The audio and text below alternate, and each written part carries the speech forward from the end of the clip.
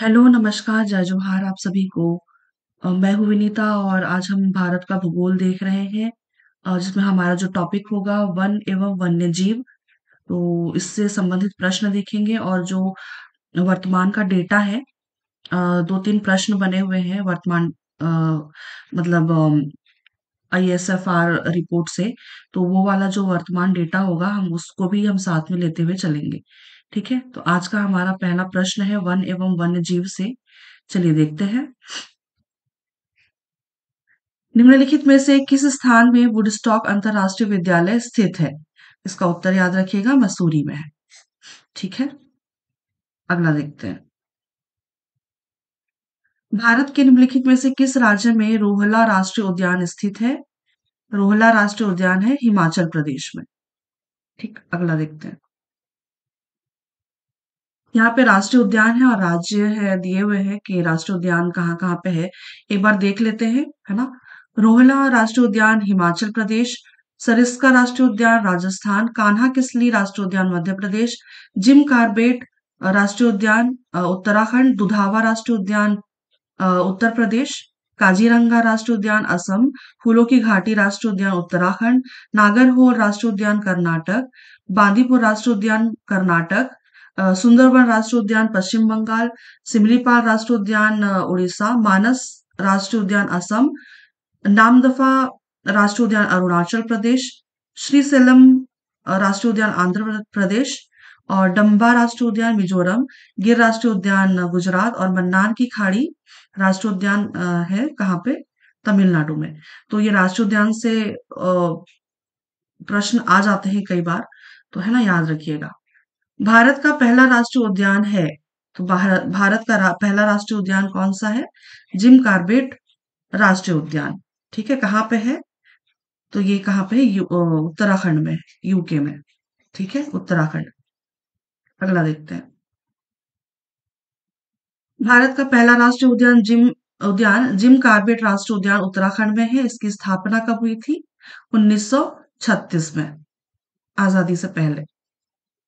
अगला, राष्ट्रीय बाघ संरक्षण प्राधिकरण ने फरवरी 2016 में ओरंग टाइगर रिजर्व की स्थापना के लिए मंजूरी दे दी है। यह कहाँ पर है? तो ये है असम में। ठीक है, ओरंग ओरंग टाइगर रिजर्व की स्थापना हुई। राष्ट्रीय बाघ संरक्षण प्राधिकरण ने फरवरी 2016 में ओरंग टाइगर रिजर्व की स्थापना के लिए मंजूरी दे दी है। कहाँ पे है? तो असम में है। अगला देखते हैं। काजीरंगा राष्ट्रीय उद्यान कहाँ पे है? काजीरंगा असम में है। अगला देखते हैं। डॉक्टर सलीम अली पक्षी अभयारण्य कहाँ पे है? तो डॉक्टर सलीम अली पक्षी अभयारण्य गोवा में है। ठीक है, अगला देखते हैं। फूलों की घाटी राष्ट्रीय उद्यान कहाँ पे है? तो उत्तराखंड में है ना। अगला देखते हैं। नागरहोल राष्ट्रीय उद्यान कहाँ पे है? तो कर्नाटक में है, याद रखिएगा, नागरहोल राष्ट्रीय उद्यान कर्नाटक। रामेश्वरम और तूतीकोरिन के बीच 21 द्वीप किस चर्चित नाम से जाने जाते हैं, जो कि दुनिया का बेहतरीन समुद्री बायोस्फीयर रिजर्व है ना। इसका उत्तर क्या रखिएगा याद? मन्नार की खाड़ी। एक मूवी भी आई हुई थी।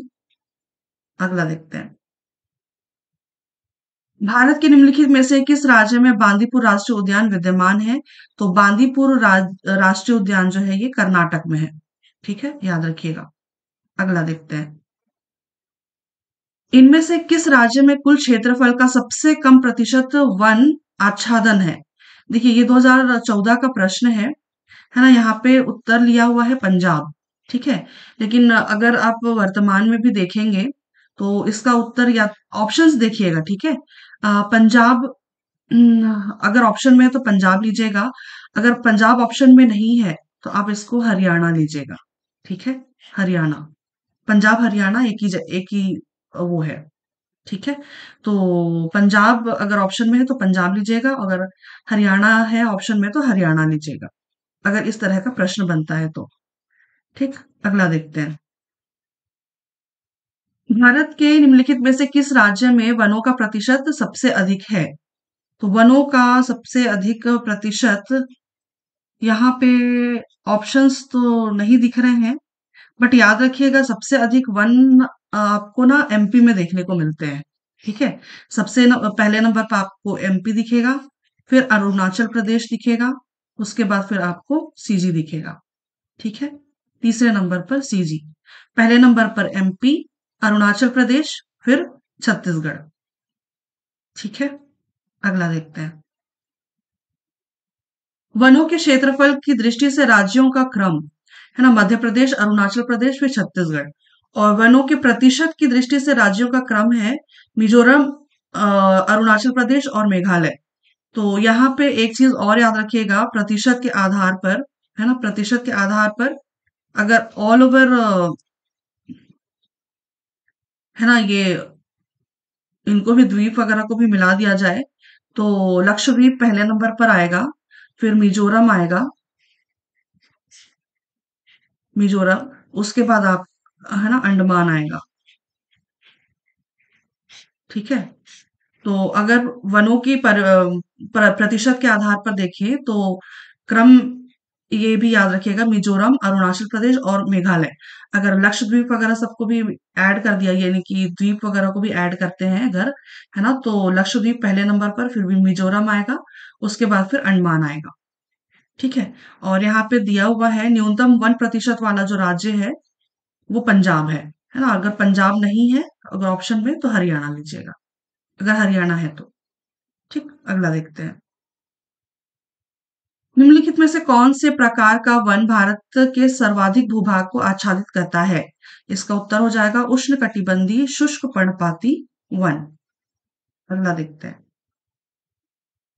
भारत के किस क्षेत्र में अल्पाइन वन पाए जाते हैं? अल्पाइन वन होते हैं हिमालय की चोटियों पर। ठीक है, अगला देखते हैं। भारत में निम्नलिखित में से किस प्रकार के वन में चीड़ का वन पाया जाता है? तो चीड़ का वन जो है ये पर्वतीय उपोष्ण प्रकार के वन होते हैं, है ना, चीड़। ठीक है, ये हिमालय की तरफ पाए जाते हैं, पर्वतीय उपोष्ण प्रकार के वन है ये। अगला देखते हैं।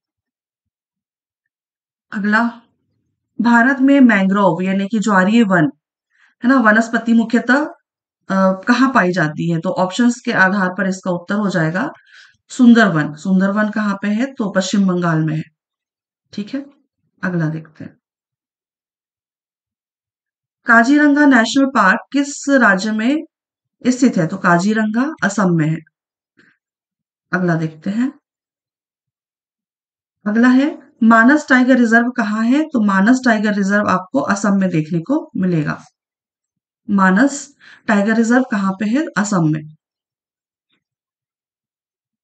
किस भारतीय राज्य में सबसे अधिक क्षेत्र वनाच्छादित है? तो कहाँ पे है? मध्य प्रदेश, याद रखिएगा, मध्य प्रदेश। हालांकि देखिए ये 2018 का भी प्रश्न है ना, लेकिन वर्तमान में भी यही डेटा है। ठीक है, याद रखिएगा। भारत के वनों में किस प्रकार में मैंग्रोव सबसे महत्वपूर्ण वृक्ष है? इसका उत्तर है हो जाएगा ज्वारीय वन। मैंग्रोव वन को ही हम ज्वारीय वन कहते हैं। अगला देखते हैं। भारत का पहला समुद्री जैव विविधता राष्ट्रीय केंद्र NCMB, national centre for marine biodiversity, कहाँ पर है? इसका उत्तर याद रखिएगा जामनगर में है। ठीक है, अगला देखते हैं। अगला है भारत का एकमात्र डॉल्फिन अभयारण्य निम्नलिखित में से किस राज्य में है? याद रखिएगा बिहार में है। बिहार में कहाँ पे? तो पटना। ठीक है, अगला देखते हैं। नौकरेक संरक्षित जैव मंडल किस राज्य में स्थित है? तो नौकरेक संरक्षित जैव मंडल जो है ये मेघालय में है। अगला देखते हैं। किस राष्ट्रीय उद्यान में बाघ संरक्षण, हाथी संरक्षण और जैव मंडल संरक्षण परियोजना सम्मिलित है? तो याद रखिएगा मानस टाइगर रिजर्व। मानस टाइगर रिजर्व, बाघ संरक्षण, हाथी संरक्षण और एक जैव मंडल संरक्षण परियोजना। अगला देखते हैं। खालिस्तान को टाइगर कैपिटल ऑफ इंडिया के नाम से जाना जाता है, तो किसको जाना जाता है? नागपुर को। ठीक है, अगला देखते हैं। Nagpur tiger capital of India के नाम से जाना जाता है। Nagpur tiger capital of India के नाम से जाना जाता है, जबकि मध्य प्रदेश को टाइगर स्टेट की संज्ञा दी जाती है। बांधवगढ़ जहां पे है ना। अगला देखते हैं। कौन सा राज्य जवाई वनों का गृह है और जिसे संरक्षित क्षेत्र का दर्जा दिया गया है? ये जो है ये राजस्थान में है। जवाई जो है ये लूनी नदी आ, है ना। जवाई एक नदी है ना। तो लूनी नदी की सहायक है, याद रखिएगा। लूनी नदी की सहायक है जवाई।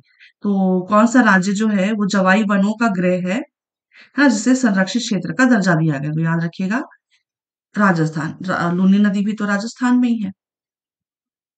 अगला देखते हैं। भारत वन रिपोर्ट आईएसएफआर 2015 के अनुसार कुल वन एवं वन आच्छादित क्षेत्र कुल भौगोलिक क्षेत्र का कितना प्रतिशत है? तो ये 2015 का प्रश्न है ना। सॉरी, 2015 के अनुसार पूछा गया है।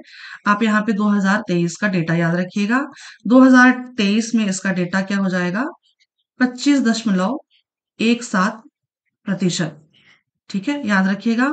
25.17%।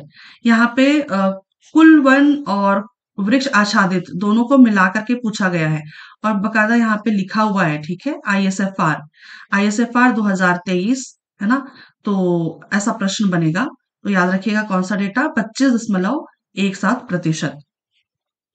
ठीक है, अगला प्रश्न देखते हैं। भारत में प्रोजेक्ट टाइगर कब शुरू किया गया था? ये आई थिंक सबको पता होगा। 1973 में स्टार्ट किया गया था। भारत में प्रोजेक्ट टाइगर की शुरुआत 1 अप्रैल 1973, 1 अप्रैल। वैसे याद, या तो फाइनेंशियल ईयर का के डेट से याद रख लीजिए, या तो फिर 1 अप्रैल को अप्रैल फूल बनाते हैं, है ना, उससे याद रख लीजिए आप। 1 अप्रैल 1973 इंदिरा गांधी के शासनकाल में हुआ था। जिम कार्बेट राष्ट्रीय उद्यान को प्रथम प्रोजेक्ट टाइगर घोषित किया गया। ठीक है, अगला देखते हैं। भारत में वनावरण से घिरा सबसे बड़ा क्षेत्र कौन सा है? वनावरण से घिरा हुआ सबसे बड़ा जो क्षेत्र है वो मध्य प्रदेश है। ठीक है, याद रखिएगा। मध्य प्रदेश, अरुणाचल प्रदेश, मध्य प्रदेश, अरुणाचल प्रदेश, फिर छत्तीसगढ़। अगला देखते हैं। भीतरकनिका राष्ट्रीय उद्यान कहाँ स्थित है? भीतरकनिका राष्ट्रीय उद्यान जो है ये उड़ीसा में स्थित है। और याद रखिएगा भीतरकनिका मैंग्रोव क्षेत्र है। ठीक है, मैंग्रोव क्षेत्र है। ठीक है, मैंग्रोव क्षेत्र है। और इसको है ना, यहाँ पे एक वर्ड और याद रख लीजिए, है ना, मैंग्रोव, मैंग्रोव जेनेटिक पैराडाइज। ठीक है, मैंग्रोव जेनेटिक पैराडाइज भी आप याद रख लीजिए, है ना। भीतरकनिका जो है ये मैंग्रोव क्षेत्र है। ठीक है, यहाँ पे इस तरफ वो है ना, क्योंकि पानी बहुत है, समुद्र है ना। अगला देखते हैं। भारत में निम्न में से कौन सा वन बहुतायत में पाया जाता है? कौन सा वन बहुतायत में पाया जाता है? उष्णकटिबंधीय पर्णपाती वन। अगला प्रश्न देखते हैं। यहाँ पे राष्ट्रीय पाठ दिया हुआ है और इस तरफ स्थान दिए हुए हैं, सूची मिलान करना। ये 2020 का प्रश्न है। ठीक है, याद रखिएगा ये 2020 का प्रश्न है, तो बहुत ज्यादा पुराना नहीं है। तो राष्ट्रीय उद्यान से ऐसे मिल जाते हैं प्रश्न। चलिए देखते हैं। राजा जी राष्ट्रीय पार्क कहाँ पे है? उत्तराखंड में है। ठीक है, राजा जी राष्ट्रीय पार्क उत्तराखंड में है। गिर राष्ट्रीय पार्क है ना, ये गुजरात में है। काजीरंगा असम में है। और हेमिस जो है ये लेह लद्दाख में है। ठीक, उत्तर क्या हो जाएगा? 2413, 2413, ऑप्शन नंबर सी। ठीक, अगला देखते हैं। राष्ट्रीय जैव विविधता प्राधिकरण का मुख्यालय कहाँ पे है? इसका उत्तर चेन्नई में है। ठीक है। जो जैव विविधता प्राधिकरण मुख्यालय कहाँ पे है? चेन्नई में। अगला देखते हैं। राष्ट्रीय जैव विविधता प्राधिकरण यानी कि एनबीए का मुख्यालय चेन्नई में स्थित है। इसकी स्थापना कन्वेंशन ऑन बायोलॉजिकल डाइवर्सिटी नाम की एक अंतरराष्ट्रीय संधि के शर्तों के पालन हेतु 1 अक्टूबर 2003 को की गई थी। तो ये वाला पॉइंट भी आप याद रखिएगा। अगला देखते हैं। इंडिया स्टेट ऑफ फॉरेस्ट की रिपोर्ट यानी कि आईएसएफआर 2011 के अनुसार भारत में वनों का कुल क्षेत्रफल भारत के कुल क्षेत्रफल के कितने प्रतिशत है?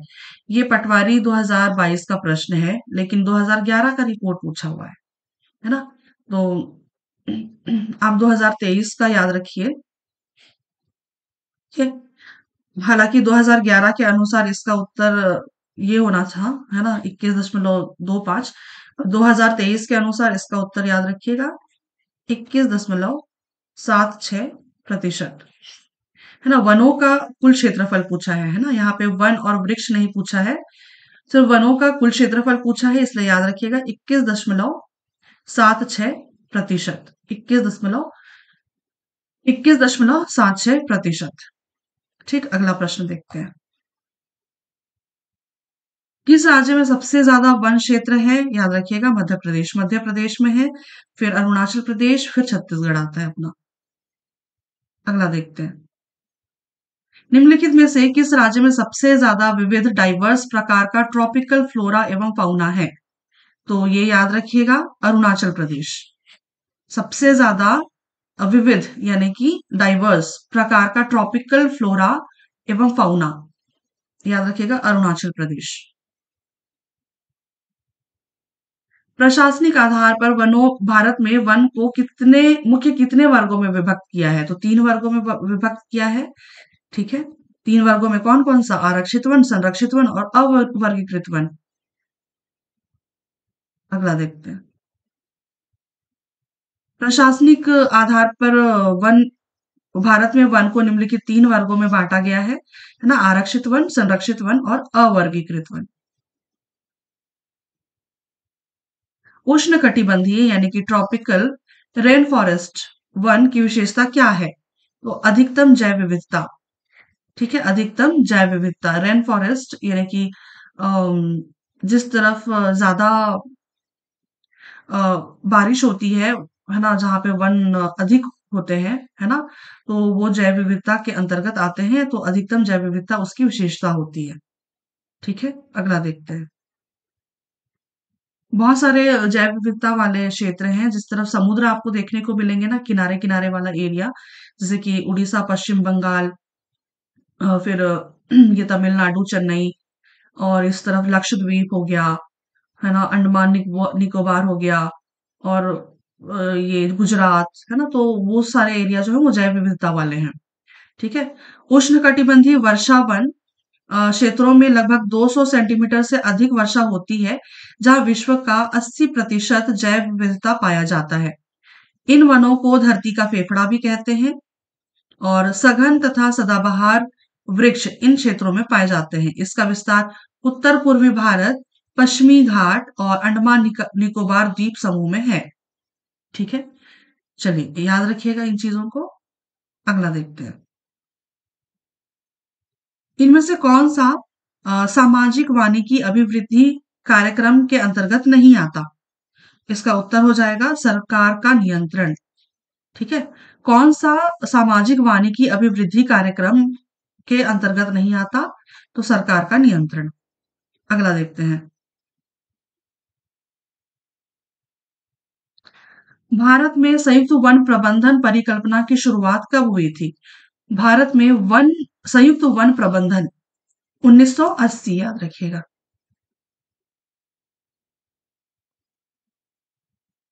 अगला देखते हैं। संयुक्त वन प्रबंधन परिकल्पना की शुरुआत 1980 में पश्चिम बंगाल में एशिया एवं अ, पश्चिम बंगाल एशिया, मतलब पश्चिम बंगाल हम तो एशिया के अंतर्गत ही आते हैं ना, एवं अफ्रीका में हुई थी।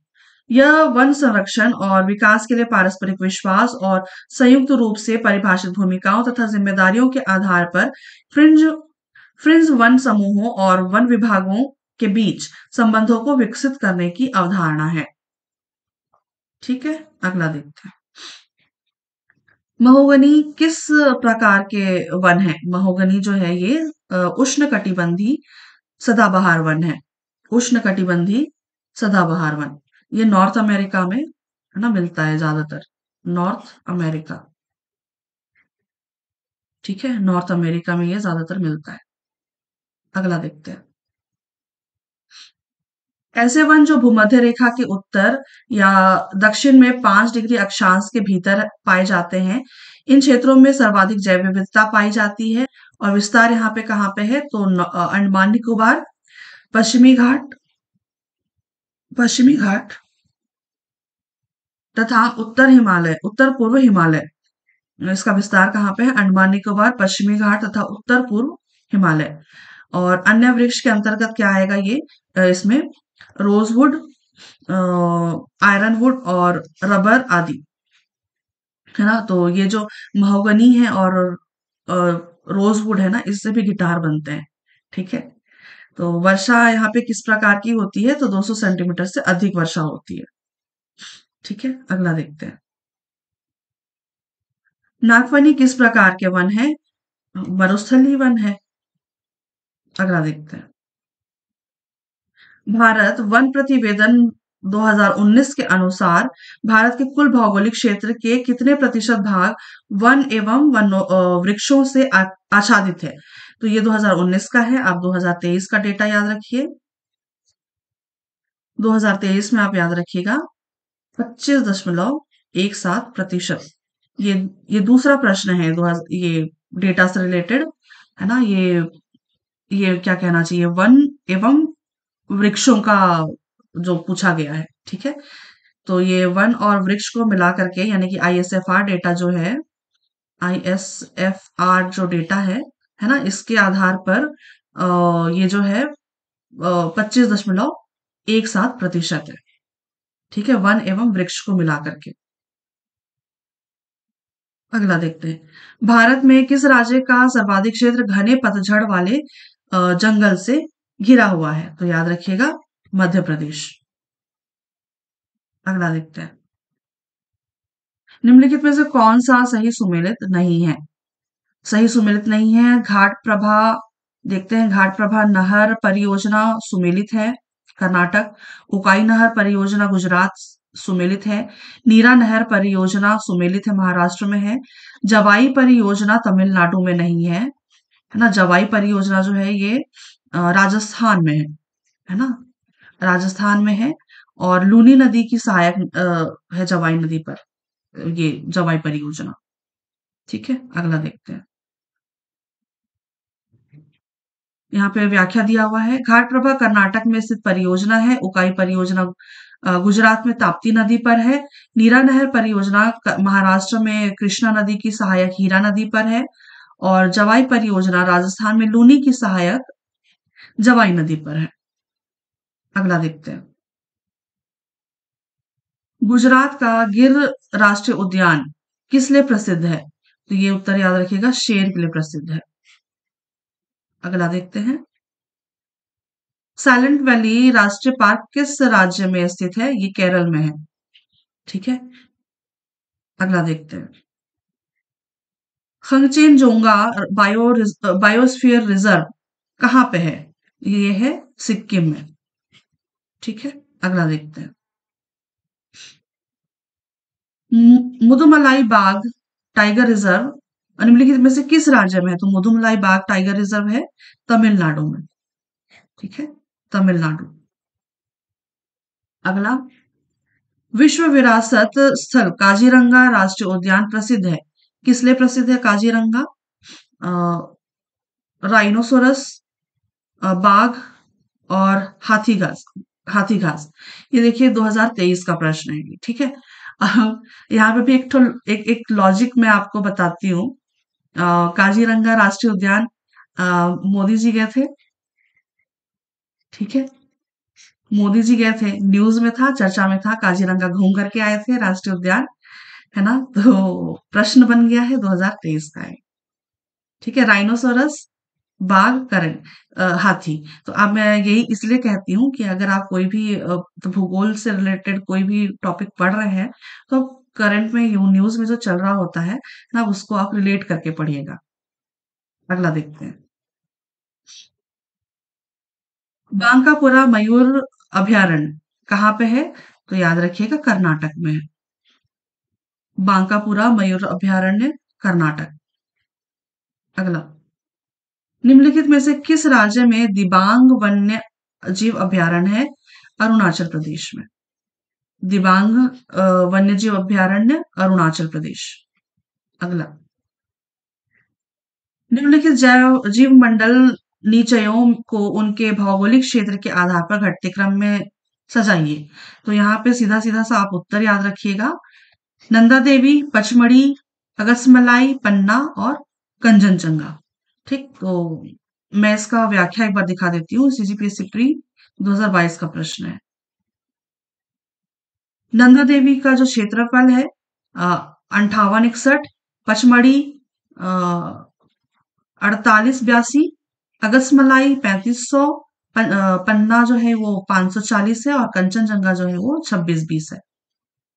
तो यहाँ पे ये देख लीजिए, भौगोलिक क्षेत्र के आधार पर घटते क्रम में सजाइए बोला गया है। यहाँ पे आई थिंक डेटा भी थोड़ा सा गलत दिया हुआ है, बट आप एक बार इसको ना चेक कीजिएगा। नंदा देवी है, हाँ, नंदा देवी, पचमढ़ी, अगस्मलाई, पन्ना और कंचनजंगा। ना ऑप्शन तो यही है, ऑप्शन नंबर डी ही लिया है इसका उत्तर, बट शायद व्याख्या गलत दिया हुआ है। कंचनजंगा क्षेत्रफल, आप इसको एक बार चेक कीजिएगा जी, है ना।